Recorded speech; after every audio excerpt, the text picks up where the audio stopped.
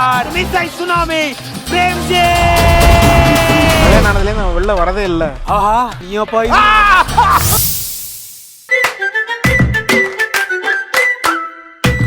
என்னைக்குமே நீ குட் பாய் தான், அதுல எந்த சந்தேகமும் இல்ல. ஆனாலும் நிலாவோட அம்மா உன்னை நல்லா பாத்துக்கிட்டாங்கல்ல, அவங்கள பத்தி ஒரு 4 வார்த்தை பெருமையா சொல்லணும்ல, அதான் வேற என்ன. சரி சரி ப்ரொசீட். பாட்டி, கவினுக்கு அம்மா இல்லங்கிறத மட்டும் தனியா கூட்டிட்டு போய் சொன்னீங்கல்ல, அடுத்து அவனுக்கு அம்மாவா நான் தான் வரப்போறேன். எனக்கும் விக்ரமுக்கும் சீக்கிரம் கல்யாணம் ஆக போற விஷயத்த நீங்க அவங்க கிட்ட சொல்லல?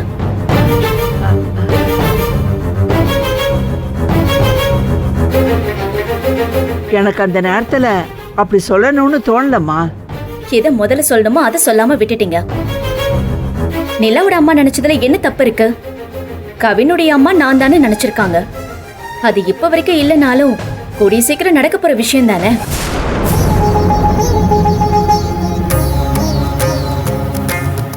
ஆண்டி, சீக்கிரமா கல்யாணத்துக்கு ஏற்பாடு பண்ணுங்க. நாள் ஓடிக்கிட்டே இருக்கு. சொல்ல போனா இத நான் சொல்லக்கூடாது. இருந்தாலும் நீங்க கண்டுக்காம இருக்கிறதுனால இத நானே சொல்ல வேண்டிய கட்டாயம் ஆயிடுது. உங்களுக்கு புரியும் நினைக்கிறேன்.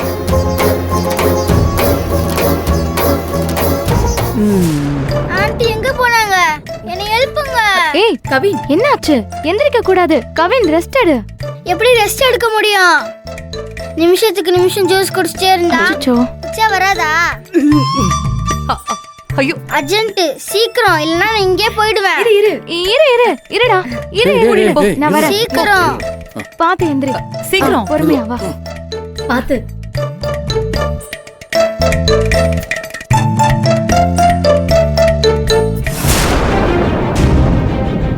நிலாவுக்கு அப்பா கிடையாது.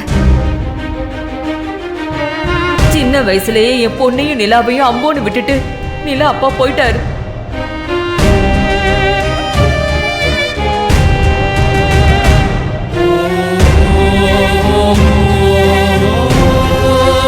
விக்ரம், என்னாச்சு? அம்மா, உங்ககிட்ட ஒரு விஷயம் சொல்லணும். கவினுக்கு அம்மா இல்லைன்றது எப்படி நிலாவோட அம்மாவுக்கு ஃபீல் ஆச்சோ அதே மாதிரி நிலாவுக்கு அப்பா இல்லம்மா.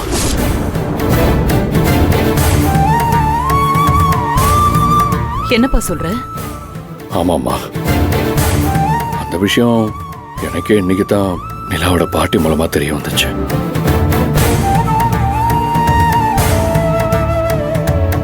பாவம் அந்த குழந்தை அப்பா இல்லாத குழந்தையாதான் இவ்வளவு நாளா தனியா வளர்ந்துட்டு இருக்கா. கவினுக்காவது அப்பா நான் இருக்கேன், நீங்க எல்லாரும் இருக்கீங்க. ஆனா நிலாவுக்கு அவங்க அம்மா மட்டும்தான் உலகம். அதை தாண்டி அவங்க பாட்டி.